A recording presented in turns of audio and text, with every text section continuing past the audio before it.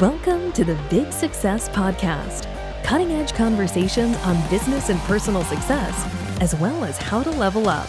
Here's your host, #1 business coach in the world, Brad Sugars. Dang, we covered so much on sales success. Not just, on the Big Success Podcast, we talk about success, right? Well, Victor Antonio is my guest here today. He's super salesman, built the whole sales thing. Then he went into training and teaching sales. And a lot of it's from the buyer's side, the sales strategy. And with the way marketing is impacting sales today and how the salespeople have to take customers that are far more educated, he's got an engineering background, so that'll be the whole thing. He wrote one of the first ever books on AI in sales. In 2017, he wrote the book, and it was released in 2018. I think he's getting more stuff on that today. But we look at how he's actually teaching you to scale up your sales, to do massive things in your sales. Not just that, though, but how to be successful in all areas of business. I think you'll learn a bunch of it. So he's got international experience, worked all over the world, built with tech companies, sales in tech companies. He's the man. Let's welcome Victor Antonio to the Big Success Podcast. All right, Victor, we got to ask you the first question here on the Big Success Podcast. How do you define success? What is success in Victor's mind? I used to think it was money, Brad. I got to be honest. I used to think it was money. I had a poor upbringing. I'm not going to give you the whole violin story, but, when you don't have a lot growing up, you think money's the key. Over time, though, I've realized, I always call it quality of life now. QOL is what I give it. To me, it's quality of life. And that is the ability to have options to do what you want to do. I think that's the key. That's the key. Where did it change then? Where do you think in your mind that shifted from money to that? How did that shift? I made a jump. So my background is I started in engineering, right? And the reason I went into engineering was to make money, right? So I thought that was it. Got my degree, got into engineering, didn't like it. So then I moved into sales because I wanted the money. And so I moved into sales, became very successful in sales. At the time, I was president of sales and marketing. It was a $420 million company. And I remember I wasn't happy, man. I just wasn't happy. And I'm like, how is this possible? And I remember talking to my mother, and she's like, you want to quit? I go, yeah, I don't want to do this anymore. I felt like Forrest Gump when he's running and he stops. He says, I just want to go home. I felt just like that.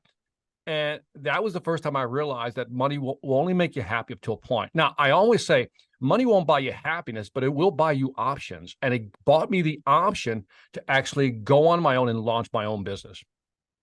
I love it. I love it. So if you think back in your life, when do you think you chose success? Like, was success something that was just natural to you, or was there a point in time where you said, I'm going to be successful?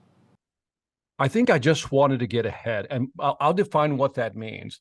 Is I've been motivated from day one, so to speak, with fear. People always think, I embrace fear because I think when I'm afraid, I run faster. And so when you don't have a lot, you're afraid to not have any. So you work hard for it, right? You put in the time. And so fear is my greatest motivator. There wasn't a time where I can say, because everything in life is transitory, right? You can have one good day, then another bad day. Things can go well one year, then bad another year. And I think it's trying to find that balance zen, right? I think it was Lao Tzu who said the greatest disease is to be for or against. And I've always loved that because it talks about the middle way. And I think success is about finding that balance. You want to make money, but at the same time, you don't want to make so much money where you're burdened by other things. For example, I have a lot of friends who are killing it. I mean, Brad, just making big dinero, but they're working hard, man. You know what I mean? They're working hard and they're sacrificing. They're doing the 70, 80 hours. And I believe in family, right? I've been now married, I think, 37 years, right? And that to me is the biggest success I have because we have a great family life. And I bring it back to quality of life. Yeah, I love that, the quality of life. It's interesting, progress. I mean, I was having a debate with a friend the other day about progress and success. And, is a dollar burger progress and success when it actually kills the planet and kills the person later on, sort of thing? I love your definition, quality of life. So over the years then, you must have created some sort of a formula or some sort of a methodology that says this is how success happens. What's Victor Antonio's methodology that says this is how success happens? So there were two moments. So anyway, I quit that job, right? This president sales market is big dollars. I quit. I don't have a plan B, but I know I don't want to do that anymore. I I have what is called that quiet discontent. I can't do that anymore. And years ago, I saw Zig Ziglar speaking, right? And I said, one day I want to be a speaker. So it's a dream I had tucked in my back pocket for quite a while. And finally I said, all right, now it's time to pull the trigger. And I did the total unplug, right? Which I don't recommend, by the way. I think you should have a gradual entrance ramp into another career. But I just pulled the plug, which is the dumbest thing to do. And thinking back, I'm like, oh. So anyway, I'm thinking this is going to be easy, right? Write a book, publish it, successful, money, make it rain. That whole thing, right? Total delusion, right? And so I remember my wife was like, okay, if you're sure, go for it. And her fist was up in the air, like, yeah, you go for it, right? And then after the first 6 months, Brad, I made a whopping $17,000 in the first 6 months, right? And my wife's like, okay, so what are we doing here? I said, no, this is what I want to do. I know what I want to do. She's like, okay, but the fist wasn't that high, Brad. It's just like it was, right? So I had to figure this out. So I remember there's a speaker, a great speaker by the name of Randy Gage. I don't know if you know Randy Gage. Yeah. So I went to one of Randy Gage's marketing seminars, right? Because this is the man, right? This guy just knows how to market, knows how to build business, great speaking career. And I remember at lunch, I wanted to sit next to him, Brad, because I wanted to dude, I got to get the information direct from the source, right? So I sat next to him and I said, Randy, and I start doing the violin story. I tried this, that didn't work. And I'm just crying all over his soup, so to speak, right? Finally, if you know Randy, right? Because he's pretty blunt. Randy goes, Victor, let me ask you a question. And I always tell people when someone says, let me ask you a question, I can assure you that it's not going to go your way, right? So I said, let me ask you a question. I said, what, Randy? He said, Victor, what business are you in? I said, speaking business. That's what we've been talking about. He goes, no, just like that. No. What business are you in? I don't know. I'm in the training business. No. What business are you in? And I'm like consultant, I was trying to come up with something. Finally, I got so frustrated. The Chicago side comes out of me. I said, all right, you tell me what business I'm in. Apparently, I don't know anything. He says this to me without missing a beat. He said, Victor, you're in the marketing business first, everything else second. And when you hear something, Brad, that you don't want to hear, it's like cognitive dissonance. You're like, and my immediate reaction is like, screw you, Randy Gage. But when you hear the truth, it like hits bottom after one. I go, he's right, right? He's right. And this was around 2007. Now, here's what's interesting. Around that time, Gary Vee publishes a book, right? Called, I think it was Crushing It or Crush It, right? And Gary Vee was like all video, right? Around that time, Google buys YouTube. A signal to me, all video. So I'm hearing Randy marketing. I'm reading Gary Vee. He says video is the way to market. And I pushed my chips all in on video. Yeah. And that's when it all changed for me. I pushed it all in and all that happened. And I remember there's a Sun Tzu phrase that says, attack your enemy where they're weakest. And at that point, you had all these great sales trainers out there. And I said, but what aren't they doing? Video. So I went all in on video. And that's actually how I got my speaking career, in the air, so to speak. So let's break that down then. What is the formula behind that success then? What's the methodology? Is going all in a part of that formula? All in on, I believe you have to have a banner. I'm very specific in a niche, right? So I picked the niche sales training. It was too broad. And then I read a book by Dr. Robert Cialdini called Influence, right? Yeah. Which talks about behavioral economics, which I'm sure you know. And so at that point, it hit me, why don't I talk about, instead of how to sell, why don't I talk about how to buy? So I came up with the phrase sales influence, subtitle, finding the why in how people buy. And I told myself, I'll look at it from a neuroscience standpoint, and that would be my differentiator. But then I said, I'm all in. So if somebody says, Victor, do you do teamwork? No, I'm not doing that. Do you talk about leadership? No, that's not what I do. I do sales influence. And so that focus right there, I kind of staked out a claim in the sales world.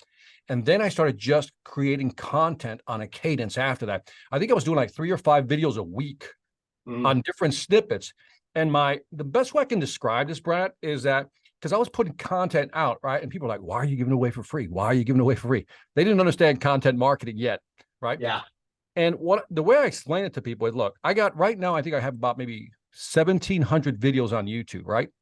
1,700 videos. People say, well, Victor, if you give it away, why would they hire you, or why would they, buy into your Sales Velocity Academy?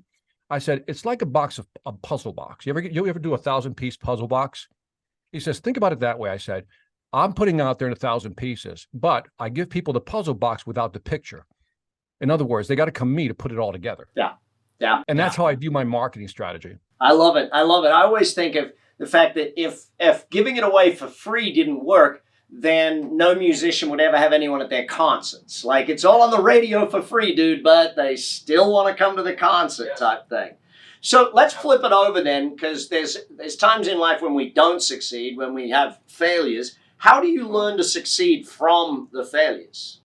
Oh, God, it's one of those things that you have to have something, and I know it's going to sound so cliches, but you really have to something that pulls you into the future, something you really want badly enough. I can't tell you that I could see myself as a speaker. I saw the image of myself as a speaker. I saw, you know what I mean? It was that the vision was so compelling that it's like, for me, it was the moment when I saw Zig Ziglar. And I think this was like circa 93. And I go, that's it. But I wasn't brave enough to pull the trigger at that time. And so I knew what I wanted. And so, you know, that phrase, like, don't take your eyes off the goal because all you'll see is obstacles, something to that nature. That nature. And I said, I got to be a speaker. And so I think of going after something like a Rubik's Cube. I just got to figure it out. There's always a way to figure it out, right? Well, I tried this, that didn't work. Well, I know that it works because I've seen other people do it. So I'm very attuned to social proof.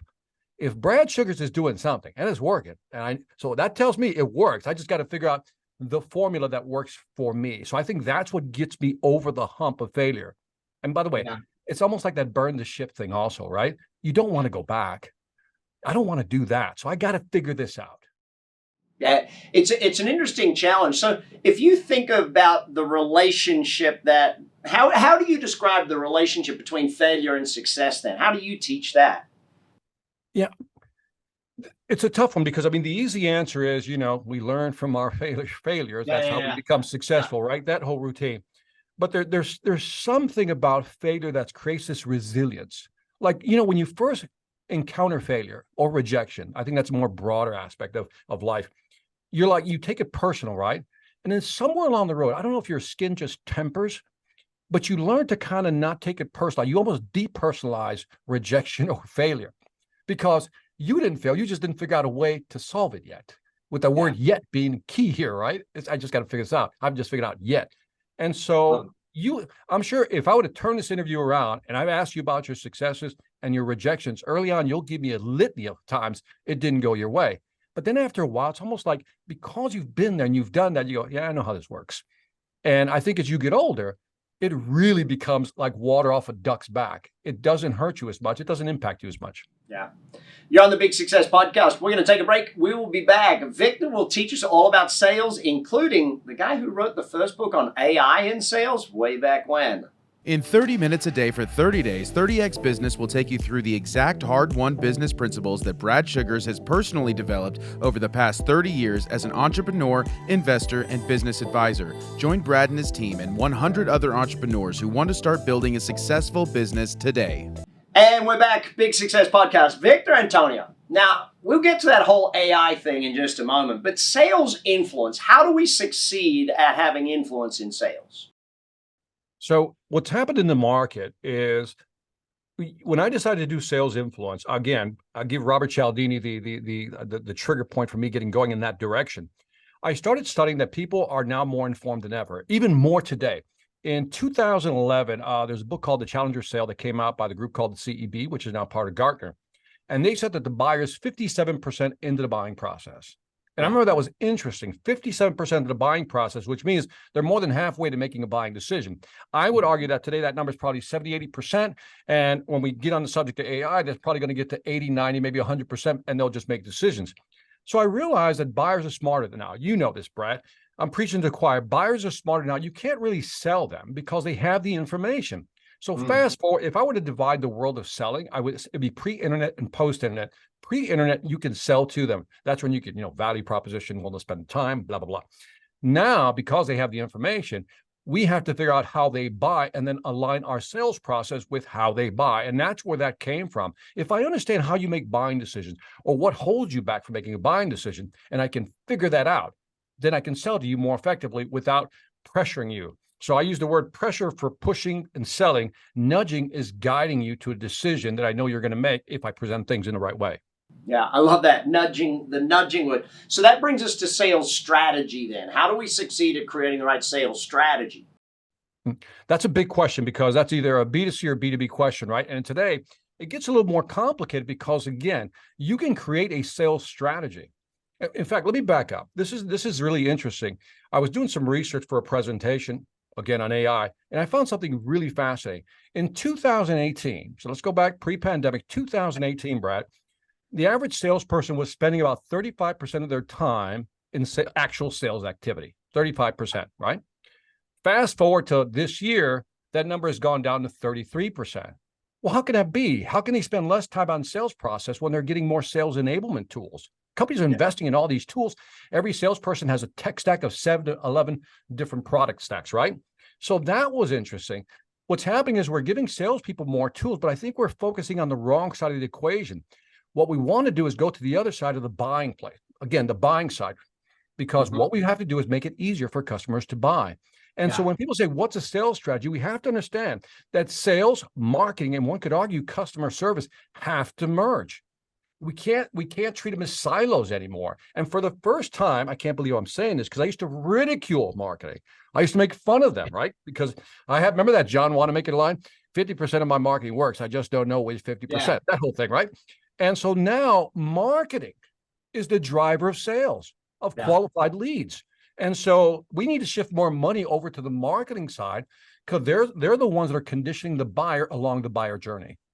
Yeah, I'm in 100% agreement with that. And that's I sit down and I look at how can we sell the person without a salesperson is almost the question. And the salesperson is really that last point of contact to just say, yeah, we're a great company, have the relationship with us. So that brings us to then. Can I add something to that, Brad? I don't mean to interrupt, but you said something interesting. It triggered me. It is that last mile. That's where the salesperson comes into play. It's that last mile to get them over the hump. And so there's different books out there about sense making, helping them curate the information, guiding them towards that final decision, being a Sherpa in sales. And it is that last mile where you won't get rid of the salesperson. Yeah, 100%. So reducing buyer resistance is on that last mile. How do we do that? Well, several ways you could do it.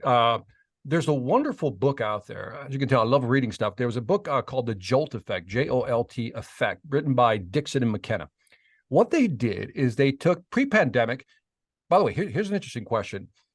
What percentage, and I'm not trying to trick you, Brad, what percentage of information, let's say pre-pandemic of conversations with clients, salesperson clients actually made it into the CRM? What would you guess, Brad? I'm guessing almost none. You're close to be right. 5%, right? Yeah. So a lot of that information was lost. Fast forward, we have the pandemic, everybody goes online. So what happens is everybody goes online, like on Zoom, Google Meet, Teams, whatever it may be. Now there's a lot of conversations recorded. So a company called Tether took 2.5 million calls that were recorded, ran them through AI, so to speak, right? Analyzed them. And they came up with different reasons why people buy and why some people are top performers. One of the biggest ones, big takeaways from the book was you have to learn how to de-risk the buy. So whatever you can do to reduce the risk, or at least the perception of risk, was one way to push the sale over.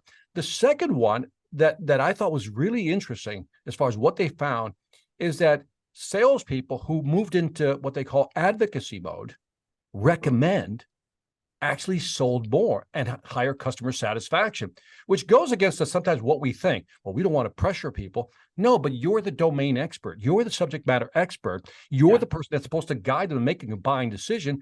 Tell them, give them options and indications. Here are 3 options. And if it were mine to do based on what you've told me, I would go ahead and do this one. Boom. Thank you very much. That's what they found in that book. Yeah, I love it. I compare that to a doctor. Doctor doesn't say to you, hey, I think you should take this prescription. Would you like to buy that or not? No, this is the prescription. Take this, you'll get better, everything will be fine. So let's dive in then actually, before we get into the AI, velocity. It's the big word. It's the big thing behind you there. Talk to me about velocity and why that's important. I came across this equation. I like to say I invented the equation, but I didn't. I came across the sales velocity equation a few years back, and I'm like, I love this because it simplifies everything. So there's only 4 levers to grow your sales. That's it. 4 levers, if you really think about it. The first component, if you think of it of a fraction, think of the numerator, denominator. In the numerator, you have numbers of deals in the pipeline multiplied by your conversion rate, multiplied by your average deal size, then divided by, in the denominator, your sales cycle.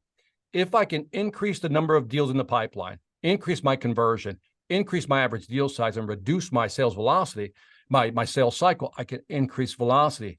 Here's the interesting thing. So those are 4 things everybody can focus on as a team. Did you know that if I can increase the number of folks in my pipeline, let's say I have 100, now, again, just 10%, now I have 110. My close rate, I improved that from, let's say, 40% to 0.44%, average deal size 10%, and reduce my sales cycle by 10%, I'll increase my velocity by 47%. That's almost 50%. So, but no one seems to measure that, though. No one measures their sales cycle. I go and ask companies all the time, how many days for a deal? How many hours for a deal? How many? No one seems to measure it. How do you get them doing that, though, buddy? How do you make that happen? By the way, that's almost like a religious or a political discussion with some companies, because it depends on where you start measuring, right? Yeah. So in other words, is it first contact when they first sent you something on the website, right? Requesting more information, or because that's not, you had that's a market qualified lead, or is it until a salesperson like an SDR or a BDR talks to them, and then now that becomes a sales qualified lead, or is it when the AE who's been handed off this new lead actually sets the first meeting?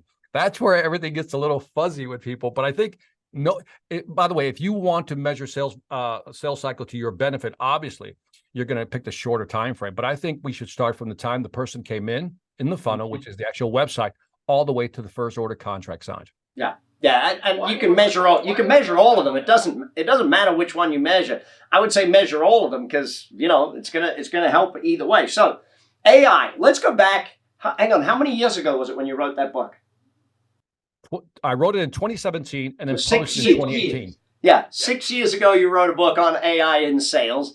Today, like almost every speakers bureau is going, can you speak on AI? It's like, it only took 6 years for your book to hit the mark, buddy. That's So let's talk about AI and its impact on sales. Yeah. What happened? Well, I'll go back. I was an intern working for Honeywell. I worked for their undersea systems division. If you saw the movie The Hunt for Red October, Russian sub, U.S. sub, the torpedo on that on the U.S. sub was a Mach 46. I worked on the Mach 50 torpedo as an intern, and that one had the first level of rule-based expert system / premature AI. That was my first introduction to AI, and this was like circa 85. And so then we went through this nuclear winter where nobody talked about, rule-based AI, because it was too hard to actually program everything in there, every single rule for every different scenario. It was too expensive. Storage wasn't there. Processing speeds weren't there. Fast forward, I pretty much forgot about it.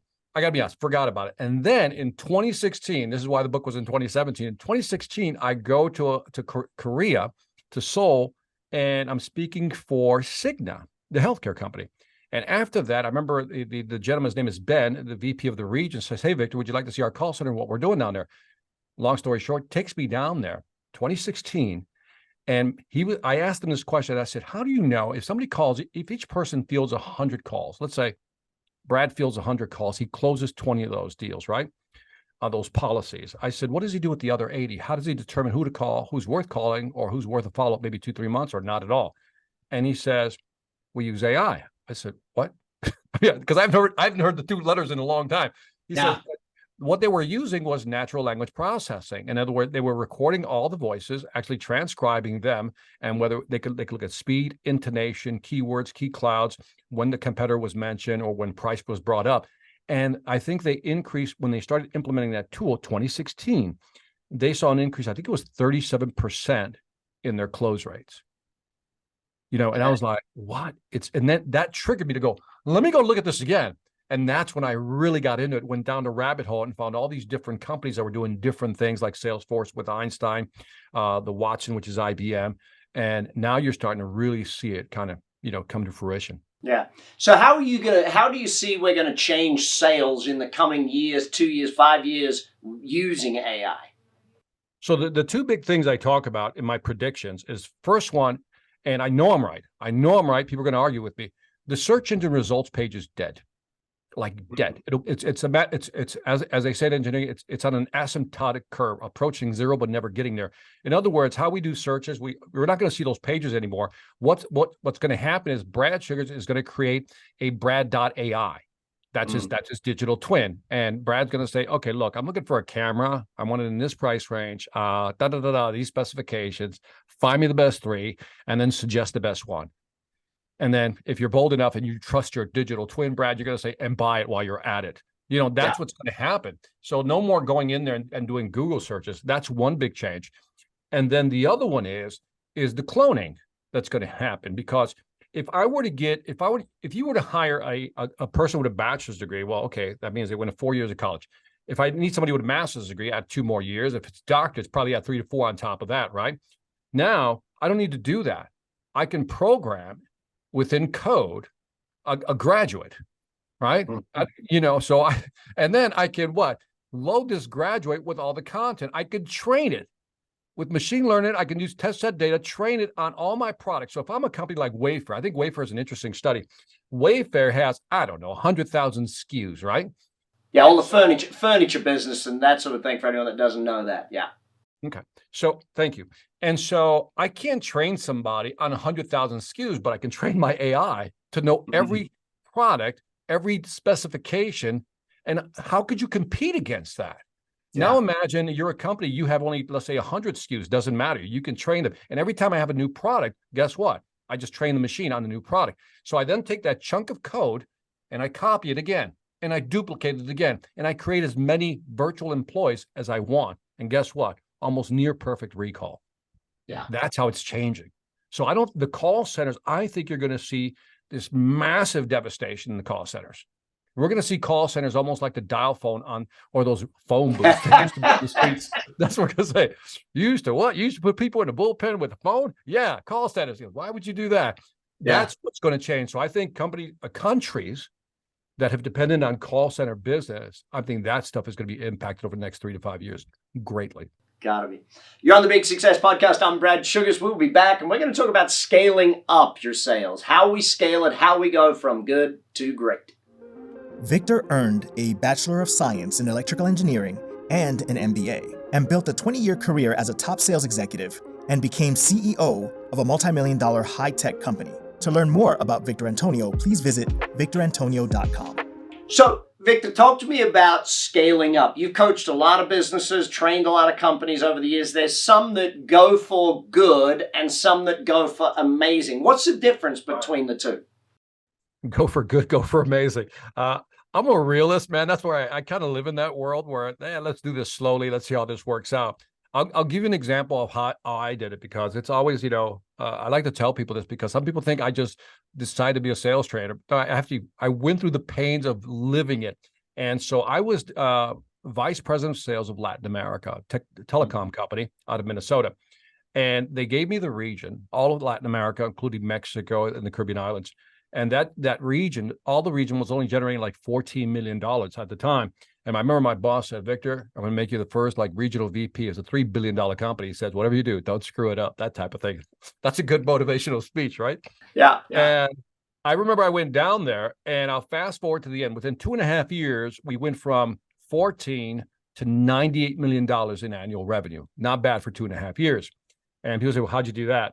And so what I did was, one of the first things I did is I like to be very focused and very organized. I think it's the engineering side of me that comes. I like to be very organized. And so what I did is I created 5 regions. Within those 5 regions, I structured it. And what I did is I created like almost like a matrix. If you could imagine regions on one side, on the vertical axis, and across the top, I had the different market segments. And then I went region by segment and said, where can we win? Where can we not win? And where I thought we could win, we would populate it with salespeople. And that focused approach allowed me to grow and scale the business easily. But it was very focused, and I had to let go of some business and focus in on where I knew we could win. That's a very general approach right there. So when you think about just even goal setting or even mindset wise, because you teach a lot about staying positive and stuff like that, How does someone actually allow themselves to think that big? Like you said, okay, it's 14. I'm not going to think of 16. I'm going to go for 100 type thing. How do we get to that thinking? All right, so let me go total nerd on you again, right? The Earth has a curvature. If I put one antenna on the end of one side of the Earth and an antenna tower on the other side, they can't see each other. There is what they call no line of sight. Yeah. So what you do is you put antennas between, let's say, each point until they can each start seeing each other, right? And so, in other words, I set smaller goals. And so the goal wasn't to try to get to 98. The goal was, I got to be honest, Brad, it was not to have anything less than 14.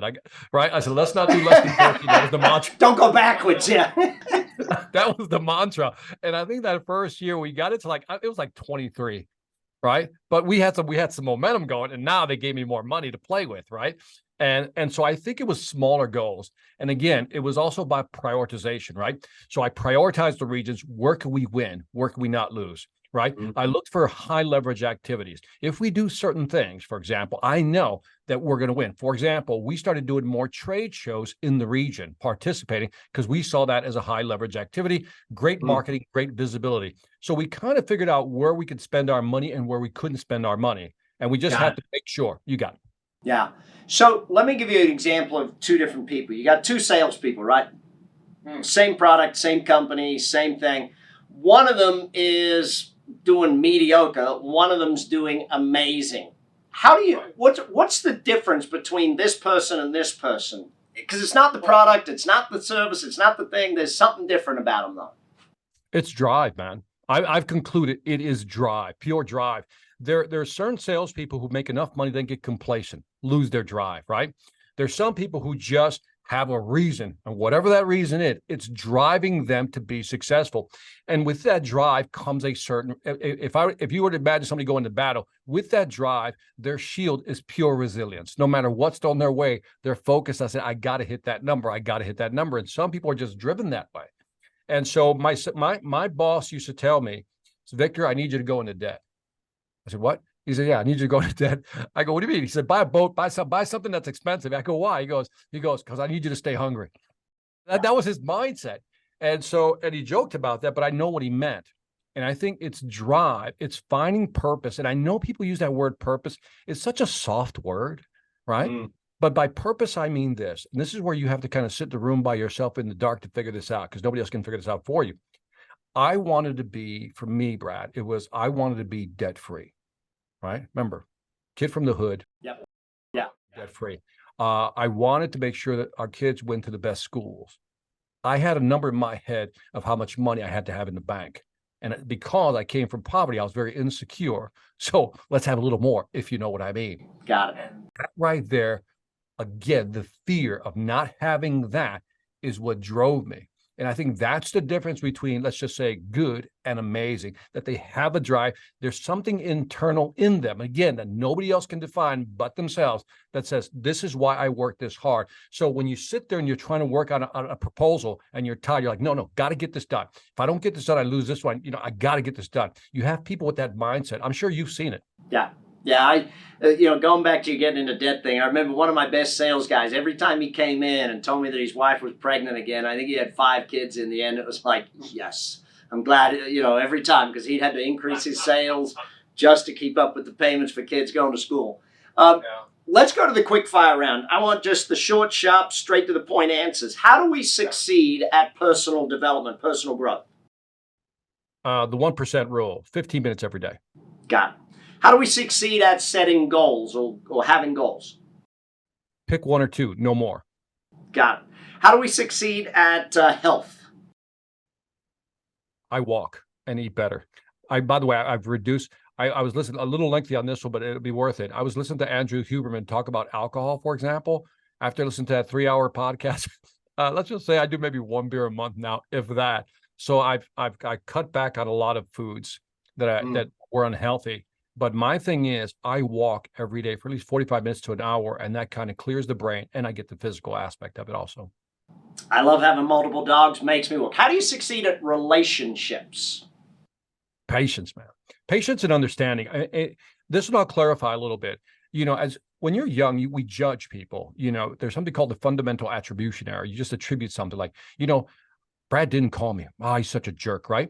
And then Brad tells me, hey, Victor, sorry, I was in the hospital for a week. And you're like, oh, you feel like a dummy, right? Because you're like, I was so impatient. I've learned to hold back on pulling that fundamental attribution error trigger. And I've learned to be patient because maybe somebody does have a reason. And so in short, I would say this. If somebody doesn't get back to you or do something for you or whatever, they fail you, they fall short of your expectations, then be patient. Everybody's going through something.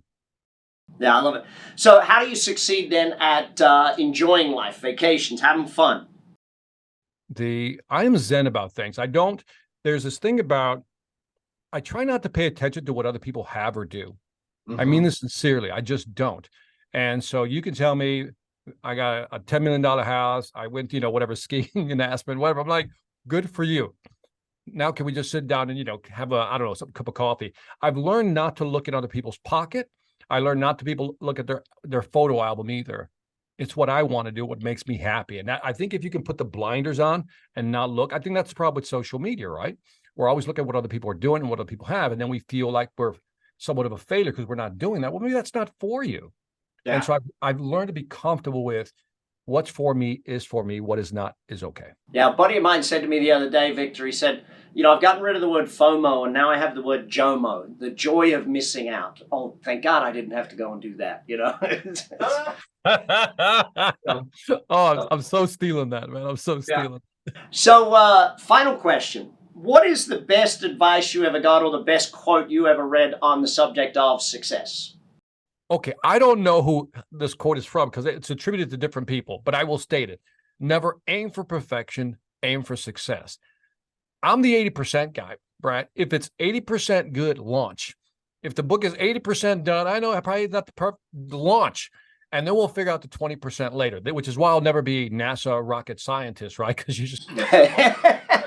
So, but I tell people that, there was a phrase, and you probably know it better than I do, but it talks about your desk being the graveyard of all your great ideas because they just stay on the desk. And I've learned to launch things. And, I've launched things. I'm sure you have also that didn't work out well. But again, Rubik's Cube, how do you figure it out and make it better? So never aim for perfection, aim for success, keeps you moving forward, keeps the momentum going. The Victor Antonio. Jump in the show notes, read it, watch it, learn it, do all the things, connect with Victor, keep studying his stuff. This is the Big Success Podcast. I'm Brad Sugars. We'll be back next week and focus more on your success. And that's the Big Success Podcast for today. Hopefully you took a lot of notes and hopefully you learned a bunch and hopefully you're going to take action on it and refer people. Remember, if you haven't subscribed, click that subscribe button now. Be with us every week on the Big Success Podcast. BS, Brad Sugars, Big Success. Take action. Check the show notes for all the links. I'll give you all the links for everything that your speaker had. Make sure you follow through and keep the learning going. Remember, you got to grow into your goals. I'll speak to you next time on the Big Success Podcast. You've been listening to the Big Success Podcast with the #1 business coach in the world, Brad Sugars. To learn more about how to achieve business and personal success, as well as how to level up or listen to past episodes, visit www.bradsugars.com.